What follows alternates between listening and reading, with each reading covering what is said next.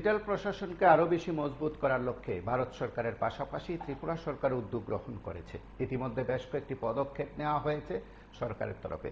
ভারত সরকার কি চাইছেন? ভারত সরকার চাইছেন যে ডিজিটাল প্রশাসনকে আরো বেশি মজবুত করতে জাতীয় ই গভর্নেন্স বিভাগের NEGD অর্থাৎ তাদের সহযোগিতায় দিক নির্দেশকারী কর্মশালা চলছে AI বিষয়ক। আগরতলায় প্রজ্ঞা ভবনে এমন একটি কর্মশালা চলছে, শুরু হয়েছে কিছুক্ষণ আগে। রাজ্যের মুখ্য সচিব জিতেন্দ্র কুমার সিং, সচিব কিরণ গিত্তে সহ অন্যান্যদের উপস্থিতিতে এই কর্মশালাটি শুরু হয়েছে। এই কর্মশালায় মূলত প্রশাসনিক স্তরের যারা আছেন তাদের প্রত্যেককে নিয়ে এর আলোচনা কিংবা কর্মশালার মূল বিষয়বস্তু উপস্থাপন করা হবে বা বিষয়বস্তু তাদের উদ্দেশ্যে তুলে ধরা হবে।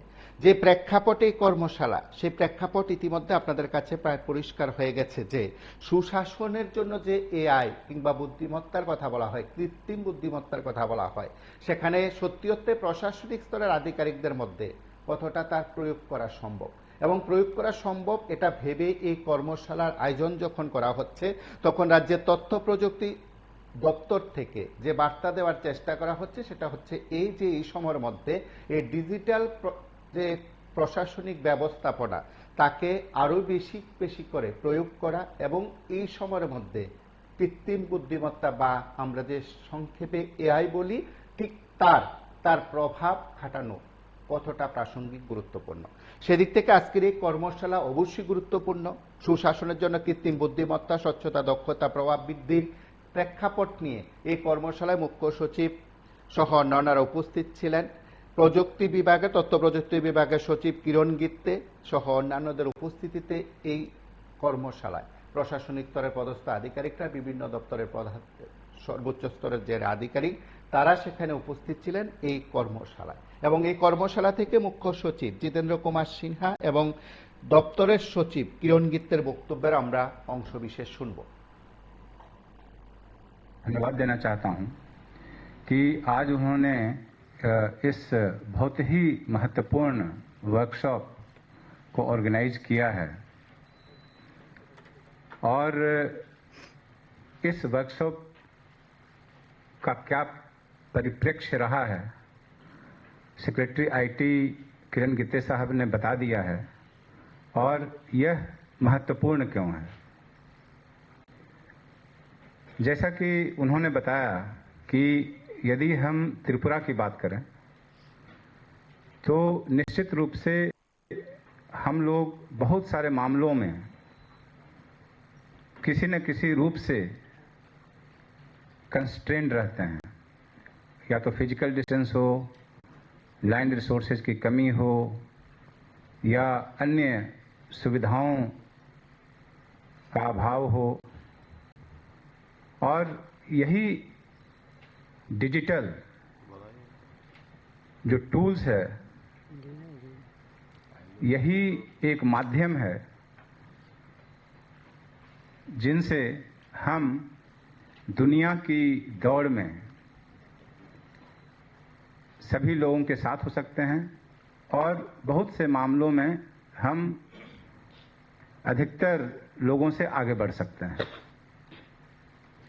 और मुझे यह बताते हुए बहुत ही फक्र होता है, संतोष होता है कि जिस तरीके से आप लोगों ने, सभी लोगों ने नीचे से लेकर ऊपर तक हमारे डिजिटल मुहिम को जबरदस्त तरीके से लिया है, वो काफी सफल हुआ है। और यह सफलता सिर्फ इसे माध्यम बनाने में नहीं, बल्कि उसके माध्यम बनाने से उसके क्या प्रतिफल हुए हैं, ट्रांसपेरेंसी के रूप में हो, एफिशिएंसी के रूप में हो, अकाउंटेबिलिटी के रूप में हो, ये हम लोगों को नजर आ रहा है। यही नहीं, हम लोगों ने डिजिटल प्रोसेस अपनाने के कारण हमारे जो संसाधन हैं उसमें भी बचत की है। और यह सब कुछ संभव हुआ है हम सभी लोगों के एकजुट प्रयास से और हम लोगों की प्रगतिशील मानसिकता से। प्रयास अपनी जगह है, मानसिकता अपनी जगह है। चूंकि आप लोग चाहते हैं, हम लोग चाहते हैं, इसलिए हम लोगों ने डिजिटल टूल्स का इस्तेमाल शुरू किया है। अपने जेहन में दिन ब दिन कार्यशैली में इसका इस्तेमाल करना शुरू किया है। अभी किरण गित्ते साहब बता रहे थे ई हॉस्पिटल सॉफ्टवेयर के बारे में। अभी कुछ दिनों पहले एनआईसी के एक महानुभाव आए हुए थे, साइंटिस्ट थे दिल्ली से। वो हमसे मिलने सिर्फ इसलिए आए कि उनको पता चला कि जब मैं डायरेक्टर आईटी था, जो राघुल साहब अभी बैठे हुए हैं हमारे साथ, जब उनकी जगह मैं था, तब ई हॉस्पिटल सॉफ्टवेयर की शुरुआत हुई थी 2003 वर्ष में, 2003, 23 साल पहले। और आज देश के अधिकतर हॉस्पिटल्स में वो सॉफ्टवेयर लागू किया गया है और उसको फर्दर इंप्रूव किया जा रहा है। तो ये हमारे लिए गर्व की बात है। गर्व की बात नहीं है क्योंकि मैं डायरेक्टर था। गर्व की बात इसलिए है कि 2003 साल में, इतने साल पहले, त्रिपुरा के आईटी डिपार्टमेंट ने यह सोचा कि यदि हॉस्पिटल सर्विस को सुधारना है, उसमें परिवर्तन लाना है, तो एक ऐसा टूल होना चाहिए जिससे कि हॉस्पिटल्स का जो इंटरनल जो सिस्टम्स है उसमें एफिशिएंसी आ सके। उसी तरीके से 2003 वर्ष में हम लोगों ने एनर्जी बिलिंग सिस्टम लागू किया था। अभिषेक सिंह साहब अभी पावर सेक्रेटरी हैं, और जब हम लोगों ने उस समय यह लागू किया तो उस समय के बहुत सारे राज्यों ने उसको एडॉप्ट किया और बहुत दिनों तक वही एनर्जी बिलिंग सिस्टम चलता रहा। और उसके बाद तो क्रांतिकारी परिवर्तन हुए एनर्जी बिलिंग सिस्टम में। आजकल तो जब चाहें, जैसे चाहें, घर बैठे मोबाइल का यूज करते हुए आपको एनर्जी बिलिंग ही नहीं, एनर्जी कनेक्शन भी हो जाता है। तो ये माइंडसेट है। 2003 साल में ही जिस वीडियो कॉन्फ्रेंसिंग सिस्टम की चर्चा कर रहे थे किरण गित्ते साहब, उस समय त्रिपुरा में 4 जिले हुआ करते थे। तो आईटी डायरेक्टरेट की तरफ से यह प्रस्ताव दिया गया कि हम लोग डीएम महोदयों को किसी भी मीटिंग में नहीं बुलाएंगे, हम लोग वीडियो कॉन्फ्रेंसिंग के माध्यम से करेंगे। और उस समय टीसीएस, टाटा कंसल्टेंसी सर्विस को बुलाया गया और वो इसका सल्यूशन देने के लिए तैयार थे। और आपको जानकर आश्चर्य होगा कि आज वीडियो कॉन्फ्रेंसिंग जो इतना सहज लगता है, उस समय एक अजूबा चीज था। जब हम लोगों को दिखाया गया, जब टीसीएस के इंजीनियर्स ने दिखाया, तो हमें लगा अरे वाह, यहां से बैठे हम कैलाश सर बात कर सकते हैं, देख सकते हैं और उनके हाव भाव को समझ सकते हैं। उस समय अम्बासा में इवन बिजली का अभाव था, तो भी हम लोग कनेक्ट कर सकते थे। सरकार हर तरीके से आपको मदद करने के लिए तैयार है। तो इससे अच्छी क्या बात होगी। सरकारी खर्चे में सरकार का भी काम, अपना भी काम, परिवार का भी काम हो जाए। ऐसे वर्कशॉप और कॉन्फ्रेंस के लिए लोग 50-50 हजार रुपया का फी देते हैं, ये हम लोगों को फ्री में मिल रहा है। और जैसा कि उन्होंने बताया कि जो चैट जीपीटी अकाउंट है सिर्फ सेक्रेटरी महोदय गण तक सीमित नहीं रहेगा, सभी एचओडीज को दिया जाएगा। तो मैं इस मंच से ऐलान करता हूं कि उनकी भावना को सहज स्वीकार किया जाता है। और इसके अलावा जो भी आपको संसाधन की जरूरत पड़े, निश्चित रूप से हम और जो सरकार में बैठे हुए लोग हैं निश्चित रूप से देंगे। अभी उन्होंने मैन पावर की चर्चा की। इसी मैन पावर के लिए हम लोगों को संघर्ष करना पड़ा था 2003-04 में। आज मुझे बहुत आपके सामने बताते हुए खुशी हो रही है कि सभी डिपार्टमेंट्स को मिला करके जब 500 लोगों की एक स्ट्रांग टीम, आईटी टीम आपके साथ बैठेगी, आपका सहयोग करेगी, तो निश्चित रूप से जो एक सपना है त्रिपुरा को डिजिटल सोसाइटी बनाने का, वो सपना निश्चित रूप से परिपूर्ण होगा। मैं इसके लिए आपको बहुत बहुत शुभकामना देता हूं और इस वर्कशॉप के लिए भी आप सभी को बधाई देता हूं, शुभकामना देता हूं। बहुत बहुत धन्यवाद। नहीं अपनाएंगे तो हम अपने व्यक्तिगत जीवन में, सामाजिक जीवन में, प्रशासनिक जीवन में बहुत पीछे रह जाएंगे। आज आप लोगों को इस वर्कशॉप में बुलाया गया। आप में से बहुत लोग बहुत सारे महत्वपूर्ण काम छोड़कर आए होंगे। बहुत सी बातें आपके दिमाग में चल रही होगी, कह रहे मैं यहाँ बैठा हुआ हूँ, चीफ सेक्रेटरी का भाषण सुन रहा हूँ, वहाँ हमको ये काम पड़ा हुआ है, ये काम अटक गया है। बंधुगण, इससे ज्यादा महत्वपूर्ण कुछ नहीं है। वो इसलिए क्योंकि आज आपने इस वर्कशॉप को अटेंड कर लिया, तो ये हो सकता है जीवन का सबसे महत्वपूर्ण दिन हो। क्योंकि ये जो वर्कशॉप किया जा रहा है वो इसलिए नहीं किया जा रहा है कि आपको बहुत ज्यादा जानकारी हो जाएगी। वो इसलिए नहीं किया जा रहा है कि आज आप एआई के बारे में सब कुछ जान जाएंगे। लेकिन एआई से क्या क्या हो सकता है, जो आर्टिफिशियल इंटेलिजेंस है उसके क्या क्या कारनामे हो सकते हैं, पॉजिटिव साइड, नेगेटिव साइड, अच्छा बुरा, सबका आभास होगा।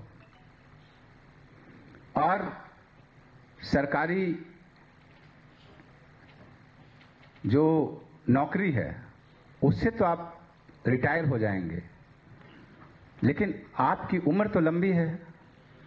वो कोई नहीं जानता है कौन आज, किसका आज अंतिम दिन है, किसका 50 साल बाद अंतिम दिन है। और जब तक इस दुनिया में हम रहेंगे तब तक नए नए जो परिवर्तन हो रहे हैं उन परिवर्तन के साथ हमको चलना होगा।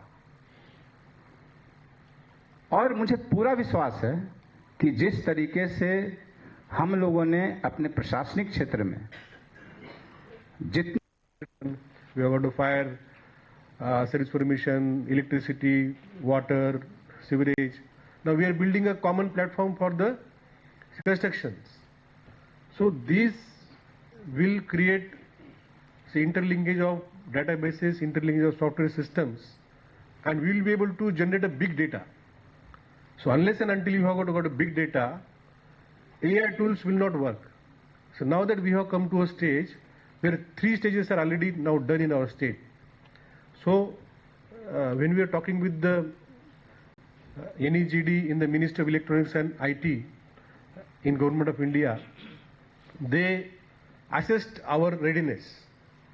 And once we are found ready, today is the first workshop, sensitization and orientation.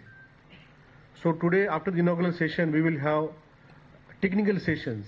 They will share with you what are the AI tools which are there for use in the government. What are the use cases? Means practically this AI has been used in the past in various states and department agencies, and they will show you.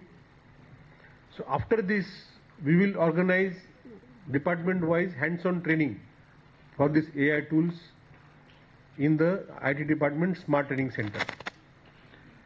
So for that, these AI tools will be procured by the government of Tripura. IT department will procure licenses. Like e-office is one tool of administration process. So like that there will be various tools which will purchase and give access. So those tools will be used by us to do the lot of government work. Lot of laborious work can be done smartly. We all are in government, we are hard pressed for time, deadlines, there are challenges. So time has come to now do smart work in place of hard work and very efficiently. So today's sessions will show you how we can, like say BMS. Now for example, social pensions or scholarships, our clerks and accountants used to spend 1 month preparing repetitive bills every month. Then after 1 month's work, then they used to make a bill for treasury, and then treasury used to take also a few days. Now repeated work is there. You need not prepare bill every month. You have to just check the number of days or payments. So that is now being done, say within say 2 days or 3 days. So smart work we have to do efficiently, because if we are efficient, then entire society will become efficient. If we are inefficient, government passes on the inefficiency to the private sector, to society. Our inefficiency get bigger impact on the society. Unless we are efficient, private sector and society will not become efficient, and we will not able to progress much. Now few say use cases where we can say do the AI work through AI. It's a blockchain technology, for example. Suppose we issue a birth certificate that is issued by municipality or a panchayat. Then